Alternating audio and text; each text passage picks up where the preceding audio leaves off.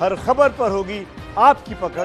Download कीजिए ABP live app. Nitish ji के कद के सामने तेजस्वी कहीं नहीं स्टैंड करते हैं। खाली ये ड्रामा करने से बहुत दिन तक चलने वाला नहीं है। कहीं से लड़े, मैंने कह दिया है ना कि आप महुआ छोड़ करके हसनपुर जाए या बिहार ही में न कहीं लड़ेंगे, तो बिहार में कहीं सेफ सीट नहीं है। एक भगौड़ा आदमी जो कि अपना एक अच्छा सीट था महुआ, उसको छोड़ करके जो भाग रहा है, वहाँ के लोग क्या उसका स्वागत करेंगे? अब तो सब बिखर गए, परिवार की पार्टी बन गई है। अनएडुकेटेड आदमी को ही उन्होंने अपना चुनने का काम किया। लोगों का उस पर से विश्वास ही उठ गया। माँ का भी बनाता है वीडियो, अपनी बहनों का भी बनाता है, तो जो करना है करे। संस्कारहीन व्यक्ति ही इस तरह की बातें करता है, क्या वीडियो है नहीं है वीडियो। बिहार के मुख्यमंत्री नीतीश कुमार आमतौर पर पारिवारिक मामले में कुछ भी बोलने से बचते रहे, लेकिन पहली बार उन्होंने दारोगा प्रसाद राय का नाम लिया कि पूर्व मुख्यमंत्री के पौत्री यानी चंद्रिका राय जो हमारे साथ हैं, इनकी बेटी के साथ क्या क्या हुआ उस परिवार में कैसे उनको दर दर की ठोकरें खानी पड़ रही है। मामला जो है काफी गहराया हुआ है। आपको लग रहा है कि नीतीश कुमार अमूमन तो परिवार पर बोलते नहीं है, लेकिन पहली बार उन्होंने आपके पिता जो भूतपूर्व मुख्यमंत्री थे दारोगा राय जी, उनका उन्होंने नाम लिया और कहा कि उनके परिवार के साथ क्या हो रहा है। नहीं, पहले भी मुख्यमंत्री तो कभी फैमिली मैटर्स में इंटरफेयर नहीं करते हैं, पर जब उनको जानकारी हो कि किस तरह का ट्रीटमेंट ऐश्वर्या के साथ वहाँ हुआ, काफ़ी मर्माहत है। मगर हम लोगों ने भी उनसे मैं जानता हूँ मुख्यमंत्री का स्वभाव, मैं जानता हूँ कि फैमिली मैटर्स में इंटरफेयर नहीं करते हैं, तो उन्होंने किया भी नहीं इस मामले में। इनफैक्ट गिरगिराता रहा तेज प्रताप, भीख मांगता रहा कि हमको एक जगह दे दीजिए, तो उन्होंने उनको देने का भी काम किया, एक फ्लैट भी दे दिया उनको, बगल में देने का काम किया। मैं भी आश्चर्यचकित था कल कि मुख्यमंत्री जी इतने मर्माहत है कि उन्होंने ऐश्वर्या के दुख को देखते हुए वो अपने आप को रोक नहीं पाए और उन्होंने इस बात को कहने का काम किया, अपने वर्चुअल रैली के उस समय कहने का काम किया। और उन्होंने तो पहले भी मेरे पिताजी के बारे में कहा करते थे कि वो काफ़ी बड़े आदमी थे, अच्छे मुख्यमंत्री रहे, लोगों गरीबों के लिए बहुत काम करने। आपको लग रहा है कि लालू यादव ने आपके परिवार को, इनके जयवर्धन के दादाजी को, उन लोगों ने कहीं ना कहीं दरकिनार किया? बिल्कुल, सारे लोगों जिनको भी समझते थे कि हमारे परिवार के लिए खतरा हो सकता है, उसको दरकिनार शुरू से ही उन्होंने करने का काम किया। फिर भी जो मास मूवमेंट रहा उस समय जातीय जो उन्माद रहा, उसके कारण बहुत लोग रह गए साथ में। मगर अब आपने देखा होगा पिछले लोकसभा के चुनाव में कि सारे लोग दरकिनार होते गए और सारे लोग उनको छोड़ने का भी काम किया। आप समझ सकते हैं किस तरह से पिछले चुनाव में ज्यादा लोगों के वोटिंग का ट्रेंड आपने देखने का काम किया होगा। कुछ जगह पर 20% यादवों ने छोड़ा, तो कहीं पर 50% से भी ज्यादा यादवों ने छोड़ने का काम किया आरजेडी को। कहीं 3-3 लाख लोग वोट से हारने का काम किया, जो यादव बहुल क्षेत्र था वहां से भी 2-2.5-3 लाख वोट से हारने का काम किया। तो अब लोग ने समझ लिया है कि इन्होंने यादवों का इस्तेमाल सिर्फ अपने परिवार के लिए करने का काम किया, अपने परिवार की संपत्ति को बढ़ाने के लिए किया है, यादवों के कल्याण के लिए नहीं किया है। इस चुनाव में क्या लग रहा है आपको? चुनाव में भी अमूमन वही बात कम बेस होकर के रिपीट होने का काम करेगा। इसके पीछे क्या वजह देखते हैं? तेजस्वी, तेज प्रताप या कोई और? सभी चीज। अब देखिए, परिवार की पार्टी बन गई है और जो जिस तरह से अनएडुकेटेड आदमी को ही उन्होंने अपना चुनने का काम किया, अपना नेता आरजेडी का चुनने का काम किया। पहले तो सब लोगों ने समझा कि कोई बात नहीं है, 9वीं पास या फेल जो भी हो, अपना यूथ का जो होता है वो दिखाने का काम करेगा। मैं सारे चीज़ों में फ्लॉप रहने का काम किया।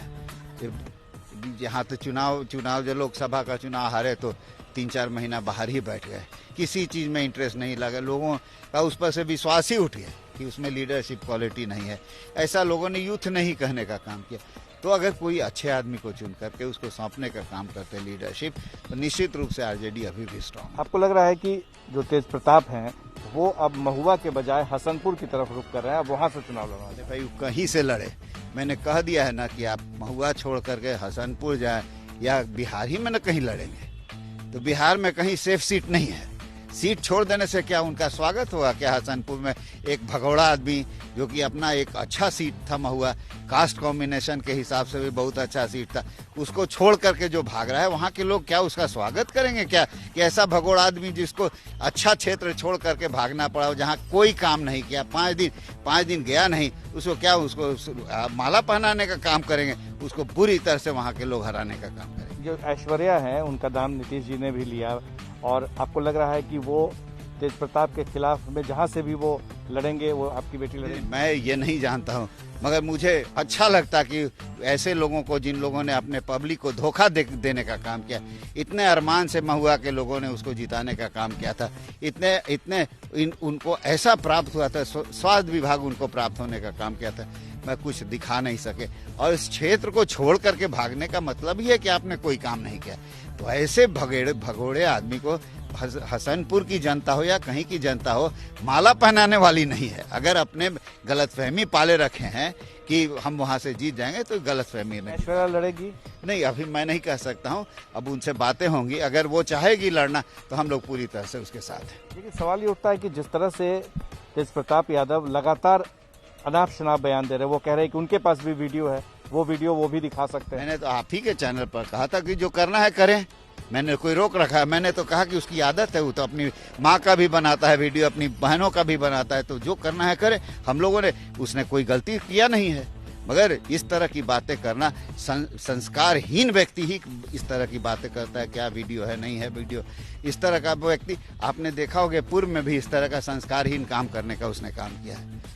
अब आप एक आखिरी सवाल कि बिहार में कौन बनेगा मुख्यमंत्री, और क्या देखते हैं आप? क्या तेजस्वी में वो दम है कि चुनौती दे सकता है? देखिए, नीतीश जी के कद के सामने तेजस्वी कहीं नहीं स्टैंड करते हैं। जो काम नीतीश जी ने किया है, वो अभूतपूर्व काम उन्होंने करने का काम किया। जो 15 साल में जिस तरह के हालात थे 15 साल पहले, जो लॉ एंड ऑर्डर का सिचुएशन, जो सड़कों की स्थिति थी, जो बिजली की स्थिति, आप किसी मायने में देखने का काम किया, पूरी तरह से जर्जर होने का काम हो गया था।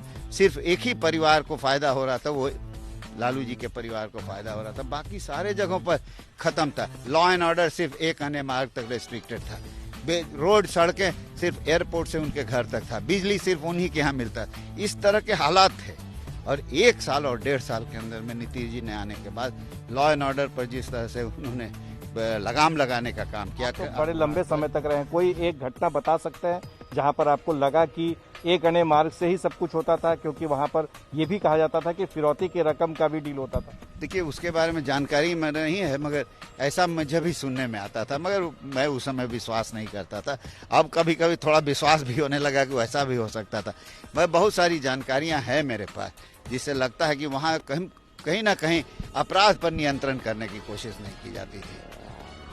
ये जो रामलखन सिंह यादव के पोते भी आ गए हैं, आप भी पार्टी में आ गए हैं, तो इसका असर यादव समुदाय पर कितना बड़ा पड़ने वाला? देखिए, सारे यादवों ने मिलकर के लालू यादव को बनाने का काम किया। राजद ऐसे ही इतनी मजबूत पार्टी नहीं थी, सब लोगों का उसमें सहयोग था। हमारा भी खून पसीना लगा था, जयवर्धन यादव का भी, वैसे सारे यादव नेताओं का लगा हुआ था। अकेले उनमें कुछ नहीं है। अकेले क्या है, आपने देखा होगा 2010 में राबड़ी देवी को ही वहां पर 22,000 वोट से, जहां पर उनका कर्म क्षेत्र है सोनपुर से, लोगों ने हराने का काम किया। राघोपुर से हटाने का काम किया, सतीश कुमार के सामने उनको हराने का।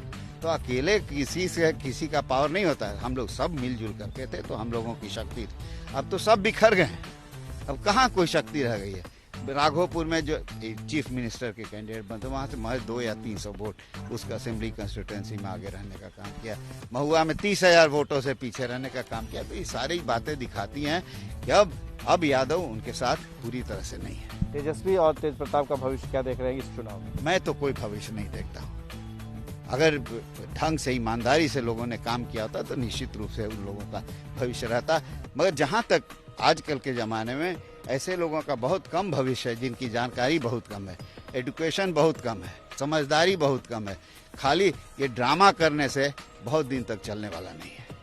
चंद्रिका राय जी, सीधे तौर पर तेजस्वी तेज प्रताप भले ही आरजेडी के कैंडिडेट हों, बड़े नेता के तौर पर उभर रहे हों, लेकिन आने वाले समय में जो चुनौतियां उनके सामने है, उसके पार पाना उनके लिए मुश्किल है। हमारे सहयोगी Shailesh Prasad Prakash Kumar, ABP news. ABP news आपको रखे आगे।